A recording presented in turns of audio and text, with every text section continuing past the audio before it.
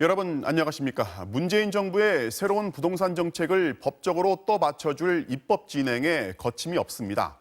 세입자 보호를 위한 임대차 3법은 본회의 통과만 남았고 70대책의 핵심인 종부세, 양도세 강화 같은 부동산 관련 10개 법안이 본회의 직전인 법사위까지 가 있습니다. 야당의 반발과 저항도 무기력합니다. 워낙 여러 법들이 속도감 있게 처리되다 보니 복잡한 상황인데요. 조재영 기자가 법안별, 시간대별로 정리해드립니다. 176석, 18개 상임위원장을 가진 민주당의 부동산 입법 속도전에는 거침이 없었습니다.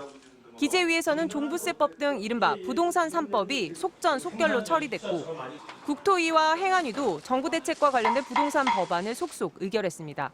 통합당 의원들은 회의 진행에 반발해 거세게 항의하고 집단 퇴장했지만 누구 건이나 되는데 누구 거냐고. 마음 몇 건. 여당 의원들만 남은 반쪽 상임위는 별다른 저항 없이 법안 처리를 마쳤습니다.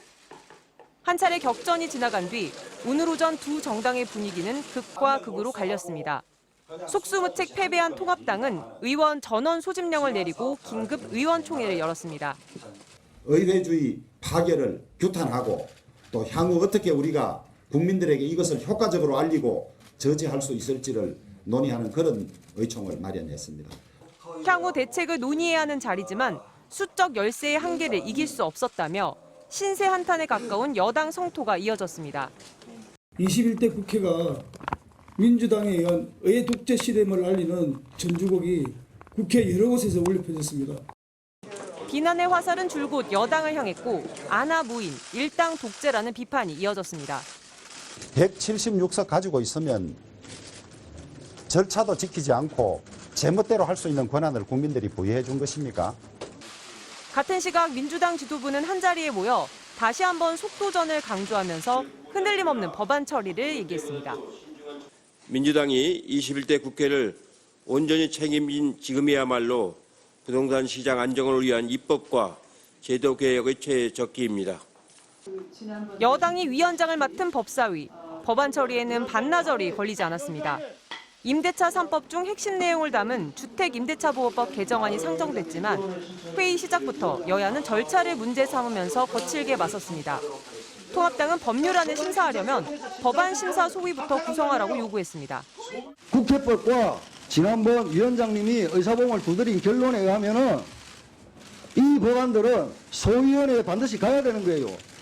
이렇게 독단적으로 법사위 전체 회의를 열어서 법에도 없는 대책 토론을 실시하고 그 결과는 뭡니까? 통과입니까? 통과시킬 것을 예정하고 하는 겁니까? 하지만 윤호중 법사위원장은 관련 규정상 소위는 필수 절차가 아니라며 이의가 있으면 표결하면 된다고 맞섰습니다. 주택임대차보호법 일부 개정 법률안 대안을 의사일정 제9항으로 추가하고자 하는데 이의 있으십니까? 네, 이의 있으시면 표결을 하도록 하겠습니다. 통합당 의원들이 또 퇴장하려는 순간 토론도 없이 이렇게 나가시는 게 과연 민주주의입니까? 아니 토론도 없이 이렇게 나가는 게 민주주의입니까? 토론하고 그렇게 표결 강행할 거 아닙니까 지금? 내가 언제 표결 강행한다고 했습니까? 안 할 겁니까 그럼? 안 한다고 이야기한 적도 없습니다. 그러니까요. 토론부터 하셔야죠. 아니 토론을 하면 토론이 종결돼야 표결을 하든 말든 결정을 할 거 아닙니까? 결국 회의장은 또 아수라장이 됐습니다. 한바탕 고성이 오간 뒤 통합당 의원들은 최후의 의사표시로 의사진행 발언을 마치고 한 명씩 차례로 퇴장했습니다. 여당만 남은 법사위에서 법안 처리는 일사천리로 진행됐습니다. 가결되었음을 선포합니다. 법안이 통과된 뒤 통합당은 항의 기자회견에 국회의장까지 찾아갔지만 결과를 되돌릴 수는 없었습니다. 민주당은 오늘 법사위를 통과한 법안들을 곧바로 내일 본회의에서 처리하고 종부세법 등 나머지 관련 법안들도 다음 달 4일 본회의에서 마무리하겠다고 선언했습니다. MBC 뉴스 조재영입니다.